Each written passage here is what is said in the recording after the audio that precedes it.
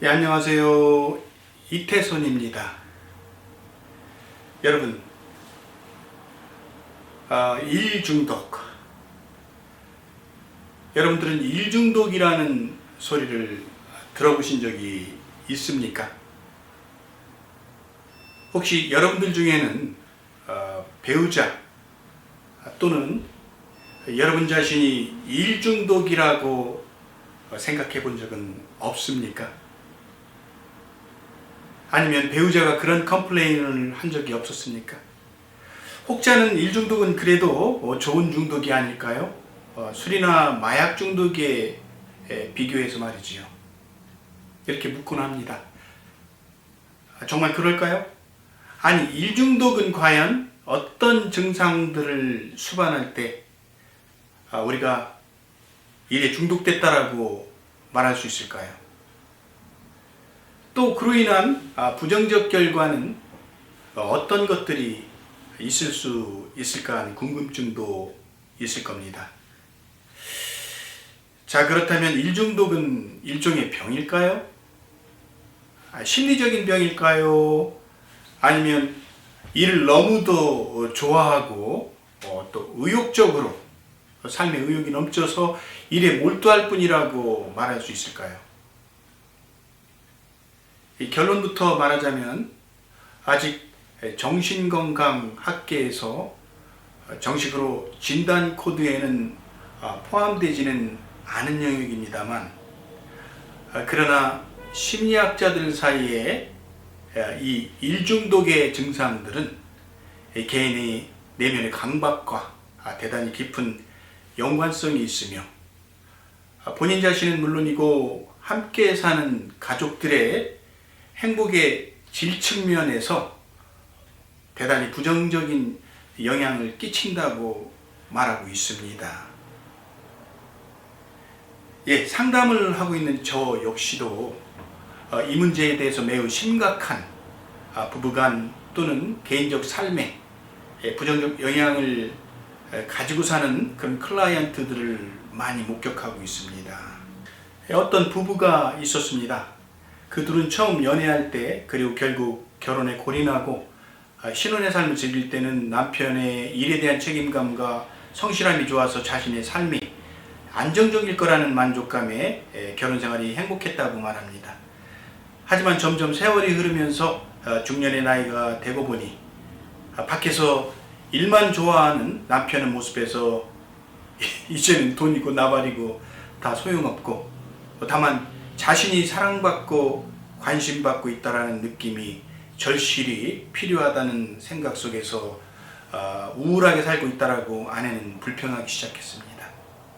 사실 우리 한국 문화 속에서 많은 중년 부부들 사이에 이러한 심리적 갈등 속에 살아가는 사람들이 많이 있으리라 짐작합니다. 한마디로 무늬만 부부인 커플들이 허다하지요. 하지만 남보기에 그럴듯한 경제적 풍요 속에서 살지만 결혼 생활은 결코 행복하거나 만족스럽지 못한 인생을 살고 있는 모양새입니다. 자신의 삶이 행복하지 않다고 불평하는 아내를 바라다 보면서 남편은 열심히 벌어다주는 자신에게 자신의 입장에서는 이해하기 힘들다고 말하죠. 아니, 남들보다 더 뼈 빠지게 일하고 자신의 삶은 없이 가족들의 풍요로움을 위해서 열심히 사는 남편에게 웬 불만을 표출하는가? 이해가 되지 않는다는 거죠. 이게 다 미래의 가족들의 풍요로움을 만들기 위한 고생이고 그리고 우리 대다수 한국인들의 일반적인 삶이 아니겠는가 하면서 때로는 자신의 아내를 교육하기도 하고 충고하려는 심리에 쌓이곤 하죠. 그렇다고 집에서 괜히 편히 살면서 남편 하나 욕구도 제대로 충족시켜주지 못하는 주제라고 타박하기 일쑤입니다. 한마디로 아내들이 너무 남자들의 세계를 모른다라고 하는 푸념이 남자들의 술자리에서 성토되기 시작합니다. 많은 한국의 중년 남성들 역시 그래 남자들의 인생이 이런 것인가 하며 불행감에 쌓여 하루하루 힘들게 살아가는 자화상입니다. 이쯤 되면 부부간의 삶의 행복감은 저 멀리 있는 파랑새가 되기 시작하는 것이죠. 부부간에 느끼는 절망과 좌절감 속에서 헤어나오기가 거의 불가능한 상태가 됩니다. 우리 한국의 문화에서 수많은 남성들이 쉽게 일중독자의 심리에 빠져 살기 쉽습니다. 어린 시절 부모로부터 사랑과 관심, 격려를 받지 못하고 자란 사람들일수록 자신은 더욱더 열심히 일해서 사람들로부터 관심과 인정을 받으려고 하는 갈망을 갖게 됩니다. 그리고 현재의 삶 속에서 결코 만족하지 못하며 그보다 더 많은 것을 성취해야지만 비로소 자신은 만족할 수 있을 거라는 어떤 강한 집착의심리에 빠지게 되죠. 그러면서 점점 자신도 모르게 뭔가 일을 해야지만 아무 잡념 없이 마음의 안정을 갖게 됩니다. 이것은 마치 마약 중독에 빠지는 심리와 너무도 흡사한 상태인 거지요.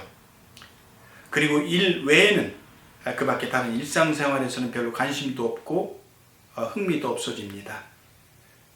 그러니 부부간의 애정도 자녀들에 대한 관심도 점점 없어지게 되는 거지요. 사람은 어떤 것을 지나치게 추구할 때 그것에만 몰두하며 중독 심리에 빠지게 되고 자신의 삶에 부정적 결과를 초래하게 됩니다.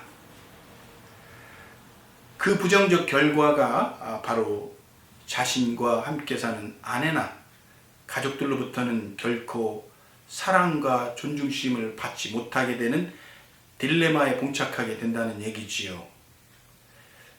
애초에 가족들로부터 인정받지 못하고 성장한 자신은 결혼생활도 그 연장선으로 인식하면 자신을 인정하지 않을 건 뻔한 배우자와 대면하고 싶지 않은 심리에 빠지면서 가족과의 관계를 회피하는 방식으로 일에만 더 몰두하기 시작하는 거죠. 너무도 아이러니가 아닐 수 없습니다.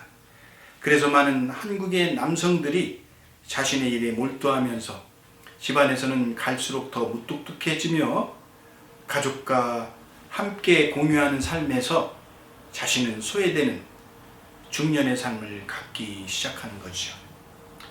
그러니 오직 일과 술친구밖에는 없는 것이 대부분 한국 남성의 자화상이 되는 이유라고 할 수 있습니다. 그 내면에 인정받고 사랑받고 싶은 욕구를 돈과 권력을 통해서 충족하려 하는 심리가 지배적입니다. 그리고 자신이 권력과 금권을 잡게 될 때 자신의 욕구를 충족시켜주지 않는 자신의 부하 직원들에게 갑질의 심리로 발전하면서 조직과 사회적 관계 속에서 역시 역기능적인 그런 갈등을 유발하는 결과를 낳게 되죠. 자, 한번 오늘의 한국 정치인들의 모습을 바라다 보십시오. 늙어 죽을 때까지 권력을 잡고 싶은 사람들의 그 면면을 말입니다. 아니, 그게 어디 정치뿐만 아니겠습니까? 사회 각계의 남성들의 심리 속에서 끊임없이 일하다가 죽고 싶은 마음들, 남보다 더 많은 일을 해서 더 많은 죄력과 권력을 쟁취하려고 하는 심리를 보이고 있지 않습니까?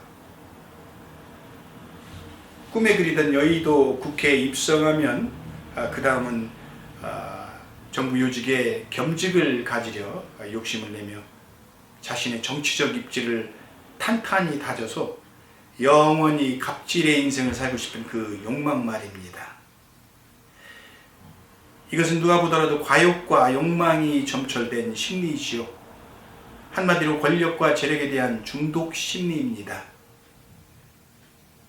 그 대표적인 예가 이번에 또다시 막대기를 꽂아도 당선되는, 자신의 지역구에서 당선된 80이 넘은 노욕의 정치인 박지원이 그 대표적인 인물이라고 볼 수 있겠습니다.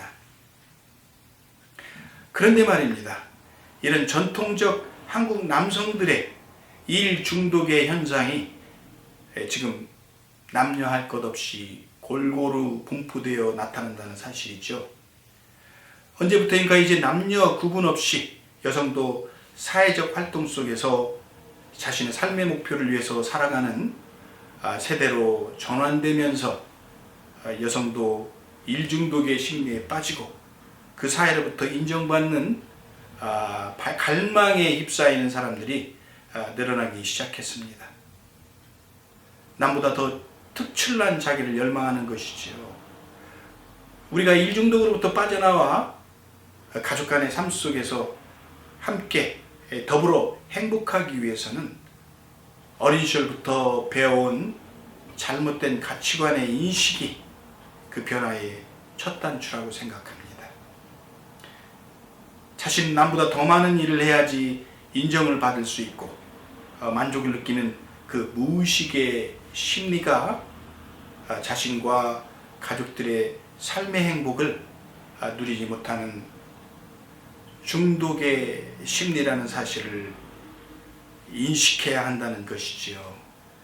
그리고 자신의 권력과 재력을 향한 탐욕이 기반이 되어 어떤 공적인 위치에 있는 사람은 지금 자신의 무한 경쟁의 심리로 인해서 상대방을 짓밟으려 하는 강박의 분노 표출이 대한민국 사회를 혼란으로 빠뜨리는 현실을 인식할 때 이제 우리 한국 사회의 발전을 저해야 하는 국론 분열의 갈등을 청산하고 양보할 줄 알고 함께 협력하는 미래를 만들어 나갈 수 있다는 사실을 우리가 해야 될 때입니다. 그렇지 않고 제 아무리 권력과 금권을 향한 자신의 욕망이 성취되었다 할지라도 그것이 어려서부터 습득된 남을 지배하고자 하는 심리의 발로라고 한다면 자신은 물론이고 가족의 행복이 없는 자기 여세와 과시가 과연 진정한 내적 만족과 행복을 가져다 주지 않는다는 사실은 인간 심리학의 불변의 진리입니다. 감사합니다. 이태선이었습니다.